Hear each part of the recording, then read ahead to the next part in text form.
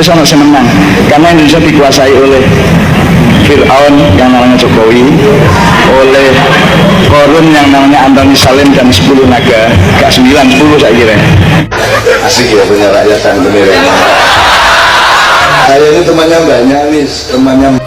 Merasa paling beriman sehingga memandang semua orang kafir, merasa paling taat sehingga memandang semua orang murtad, dan merasa paling tinggi ilmunya sehingga memandang orang semuanya bodoh.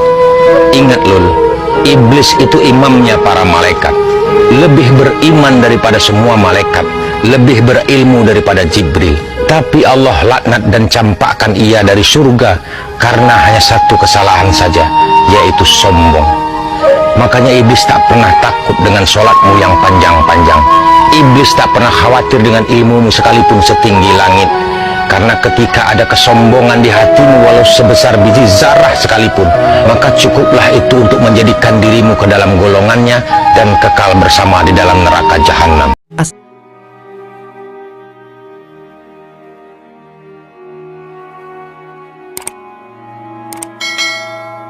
Assalamualaikum warahmatullahi wabarakatuh. Siapa yang tidak mengenali tokoh budayawan sekaligus sastrawan yang akrab disapa Cak Nun alias M. Ainun Najib, di mana pandangan dan karya-karya sastranya telah tersebar dan dikenal secara luas. Melalui karya-karyanya, Cak Nun memiliki penyampaian yang berbeda untuk menyampaikan keresahan hatinya mengenai masalah sosial dan keagamaan. Belakangan potongan video ceramah Cak Nun viral di media sosial.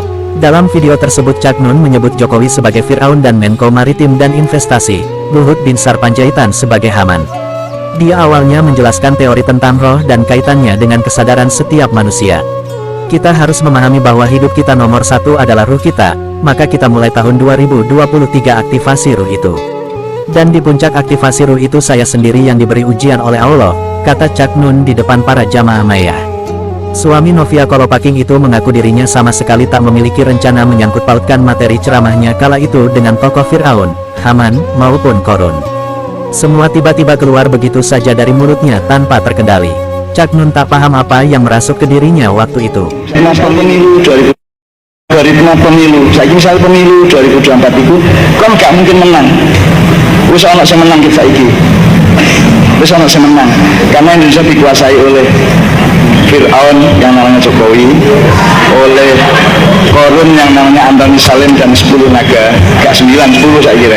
Terus Haman yang namanya Luhut. Nah, ya.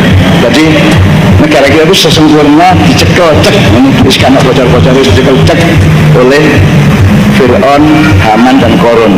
Itu seluruh sistemnya, seluruh perangkatnya, semua alat-alat politik dan alat perjalanan sudah dipegang mereka semua, dari uangnya sampai sistemnya sampai otoritasnya sampai apapun sudah dipegang. Jadi kan milih semuanya kalau saya menang. Saya tunggu dulu. Kalau Cak Nun sebut Bapak Jokowi adalah Fir'aun, bagaimana dengan Cak Nun itu sendiri? Ngalahin Fir'aun dong berarti. Nih begini Pak Cak Nun, semoga aja yang selama ini saya goreng dan viral saya selama ini setit Cak Nun sebelumnya, kadrun semua pada marah. Dengar, pencipta kadrun itu, julukan kadrun itu Cak Nun sendiri, sekarang Fir'aun. Kemana aja sih selama pemerintahan SBY, selama pemerintahan yang namanya Soeharto selama ini? Cak Nun tak pernah sebut yang namanya Fir'aun. Ketika otoriter menggenggam Indonesia ini selama 32 tahun dan selama 10 tahun. Halo Pak Cak Nun, semoga saja Allah Subhanahu wa Ta'ala membukakan kedok sampean yang selama ini yang saya tahu. Berapa banyak bantuan-bantuan dari Soeharto untuk Pak Cak Nun? Semoga aja dengan cuap-cuap saya ini semoga aja kebongkar. Ya semoga saja Pak Cak Nun kebongkar. Itu harapan saya. Entahlah kalau yang lain. Dari dulu saya sudah nggak fanatik. Lebih baik nyanyi lagi aja lah. Ya sama Novia Kolopaking. Ya biar tenar kembali. Kayak di zaman-zamannya Pak Soeharto dulu, mendampingi Pak Soeharto. Biar nggak ngenyek-ngenyek terus. Ya segala Fir'aun, segala ini. Bagaimana dengan dirimu mengalahi dengan Fir'aun? Berarti kalau seorang presiden, seorang pemimpin negerimu sendiri kau anggap sebagai Fir'aun karena dirimu ingin yang namanya antek Orbah itu menjadi presiden, yaitu Anies Baswedan. Ya, halo, logika sehatnya dimakan atau dijalankan. Begini, kala jurus-jurus orang antek-antek cendana atau antek-antek yang lainnya ini Orbah ini ya, ingin menguasai, merebut kembali negara kita ini di genggamannya. Negara kita ini sesuai dengan filosofi yang diciptakan oleh Bung Karno. Lahirkanlah 10 pemuda yang bersayap agar bisa menggoncang dunia. Pak Cak Nun, negara ini udah negara maju, bukan negara Petrus lagi, bukan negara otoriter lagi seperti di genggaman Pak Soeharto, sebagaimana Pak Cak Nun yang dipakai di zaman Soeharto dahulu. Ingat itu Pak. Negara ini rakyatnya semakin hari semakin cerdas, nggak akan bisa dibodoh-bodohin lagi, apalagi itu diancam.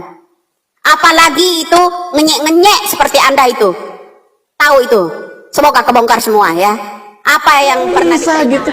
Yang dihina-hina Pak Jokowi, Cak Nun minta maaf kepada keluarga. Nggak masuk akal gitu.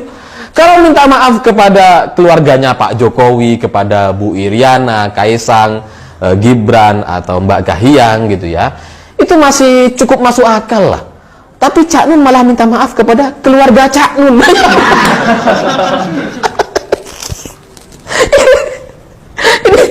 ini budayawan atau tokoh spiritual yang susah untuk saya yang susah untuk saya pahami. Kok bisa gitu? Memang Cak Nun cerita bahwa keluarganya itu marah, sudah menyidang, dan kemudian goblok-goblokin Cak Nun gitu ya. Terus setelah itu Cak Nun minta maaf kepada keluarganya. Ya oke lah, katakanlah itu bagus gitu ya. Karena keluarga Cak Nun kemudian merasa terganggu dengan pernyataan Cak Nun, dan kemudian Cak Nunnya meminta maaf. Oke lah, itu benar, katakanlah benar gitu ya. Tapi kan sebenarnya unsur terpenting dari kasus penghinaan atau fitnah ini, itu kan Pak Jokowinya sendiri gitu. Karena Cak Nun dengan lantang dan jelas sekali menyatakan bahwa Pak Jokowi Fir'aun. Jelas sekali gitu.